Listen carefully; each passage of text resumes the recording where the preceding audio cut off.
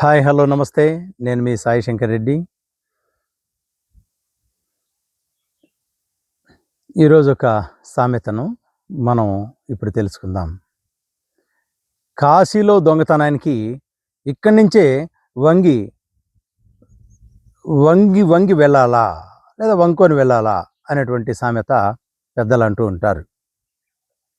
సాధారణంగా దొంగతనానికి లేదా దొంగతనం చేయడానికి వచ్చినటువంటి వ్యక్తి వంగి వంగి నడుస్తాడనమాట.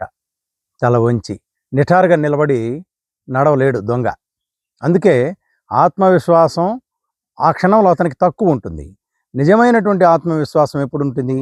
సత్యం వైపు ఉన్నప్పుడు, ధర్మం వైపు ఉన్నప్పుడు ఉంటుందన్నమాట. దొంగకి చేసేది తప్పని తనకు తెలుసు కాబట్టి అక్కడ ఆత్మవిశ్వాసము లోపించి ఉంటుంది కాబట్టి అతను వంగి వంగి నడుస్తాడు. ఇతరుడు కూడా కనిపించకుండా ఉండడానికి కూడా అలా వంగి నడుస్తాడనమాట.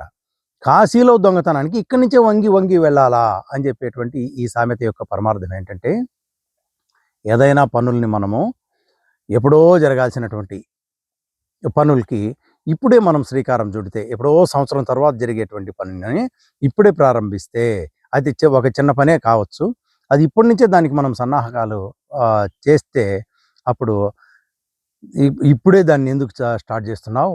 కాశీలో దొంగతనానికి ఇక్కడి నుంచి వంకొని వెళ్ళాలా? అది ఎప్పుడో కదా. కాశీలో దొంగతనం ఒకవేళ దొంగ ఇక్కడి నుంచి వెళ్ళి నిటారుగా మామూలుగా వెళ్ళొచ్చు. ఇక్కడి నుంచే వంగి వెళ్ళాలంటే నువ్వు ముందే ఎందుకు ప్రిపేర్ కావాలా? అక్కడికి వెళ్ళి ప్రిపేర్ కావచ్చు కదా అని. కాకపోతే ఇది ముందస్తు ప్రిపరేషన్, లేదంటే ముందస్తు జాగ్రత్త తీసుకొని ఆ పనులను ప్రారంభించడానికి ఈ సామెతను మనం పల్లెల్లో ఒక ఒక జాతీయంగా దీన్ని వాడుతూ ఉంటారు. Thank you. నమస్తే. Please subscribe and share Gnanayuga TV channel.